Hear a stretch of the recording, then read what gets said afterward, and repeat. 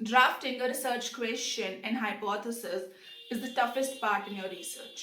अगर आपका research question ठीक से फ्रेम नहीं है या आपने अपना हाइपोथेसिस ठीक से ड्राफ्ट नहीं किया है तो ये आपके रिसर्च को इम्पैक्ट कर सकती है।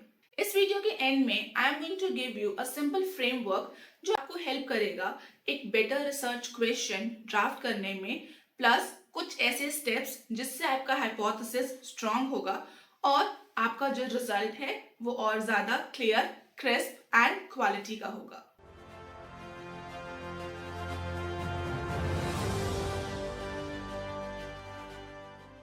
Hi everyone, I am Dr. Surbhi Acharya, founder of Sinraj Education. At Sinraj, we help students to pursue their research with confidence.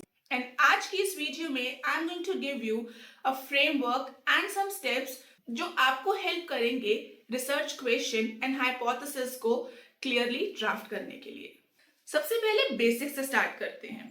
Actually में रिसर्च क्वेश्चन होता क्या है? सिंपल वर्ड में it is just a question जो आप अपनी research का answer ढूंढने के लिए लिखते हो। ये फाउंडेशन है and this is the compass of your whole research. And आपका रिसर्च क्वेश्चन आपको गाइड करता है कि आपको किस डायरेक्शन में जाना है। जितना क्रिस्प क्लियर आपका रिसर्च क्वेश्चन होगा, आपकी जो रिसर्च है वो उतनी ही ज्यादा बेटर और क्वालिटी की होगी।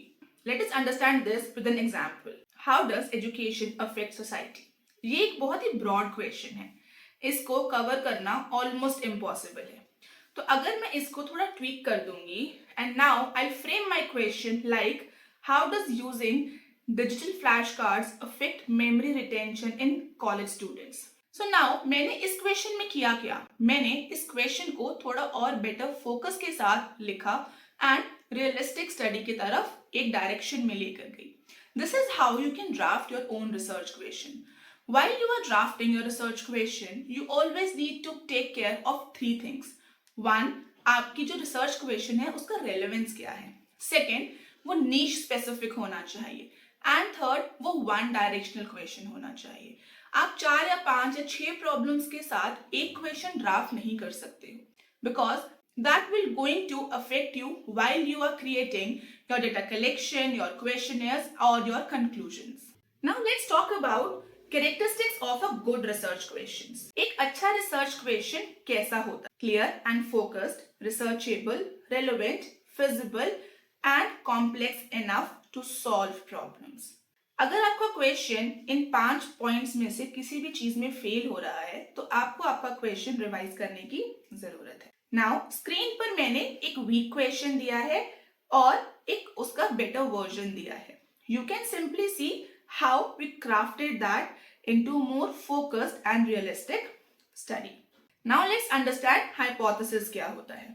हाइपोथेसिस एक एजुकेटेड गेस है जो आप अपने क्वेश्चन के बेसिस पे प्रोडक्ट करते हो, ये बताना कि आप अपने क्वेश्चन से या आप अपने रिसर्च से क्या एक्सपेक्ट कर रहे हो। एग्जाम्पल से समझते हैं। अगर आपका क्वेश्चन है how does Instagram usage influence study habits, इसका हाइपोथेसिस हो सकता है students who spend more than 2 hours daily on Instagram have lower study efficiency than those who spend less. Hypothesis testable होना चाहिए। इसका मतलब जब आप डेटा कलेक्ट कर रहे हो तो आप प्रूव कर सको कि हाइपोथेसिस ट्रू है या नहीं। इन सिंपल लैंग्वेज हाइपोथेसिस कुछ ऐसी स्टेटमेंट है जो मैं कहती हूं ऐसा हो सकता है या ऐसा नहीं हो सकता। फॉर एग्जाम्पल, अगर मेरी स्टडी है सोशल मीडिया बच्चों को कैसे इन्फ्लुएंस कर रही है तो मैं उसका हाइपोथेसिस बना सकती हूँ कि क्या वो इन्फ्लुएंस कर रही है या वो नहीं कर रही है। Hypothetically, I am saying spending more than 3 hours on social media is affecting their mental health. Now, the statement has 2 valid points, a yes or a no. This is how you predict. आप बता रहे हो कि हो सकता है ऐसा होगा या हो सकता है ये नहीं होगा। This is why hypothesis is very important to understand why and what is your research about. एक अच्छा hypothesis 4-step process होता है। Clear and concise, specific variable पे focus, testable and direct relationship with the research question. Always remember, hypothesis आपका conclusion नहीं है। Hypothesis सिर्फ एक statement है जिसके basis पे अपना research question test कर रहे हो। So when my student comes to me for drafting research questions and hypothesis, मैं उनको हमेशा ये बात बोलती हूँ कि आप जितना ज़्यादा टाइम इन्वेस्ट करोगे in drafting your research questions and creating your hypothesis statement, उतनी ईजी आपकी पीएचडी की जर्नी होगी। बिकॉज आपके रिसर्च का एक मेजर पार्ट है drafting a research question and creating a hypothesis. उसका रीजन है, अगर आप एक अच्छा क्वेश्चन ही नहीं पूछ पाओगे तो आपके जो रिजल्ट्स हैं वो वेग होंगे, अनक्लियर होंगे और आप उससे सेटिस्फाई भी नहीं होगे। तो if you are also in the same boat and you are also creating and drafting your research question and hypothesis, then this video is for you. If you still feel stuck and you want to discuss more and you want to know more, comment down and we are going to help you in this. For more such amazing videos, don't forget to subscribe to the channel, like this video and share this with your PhD gang. I'll be meeting you soon in next video. Till then, take care. Bye-bye.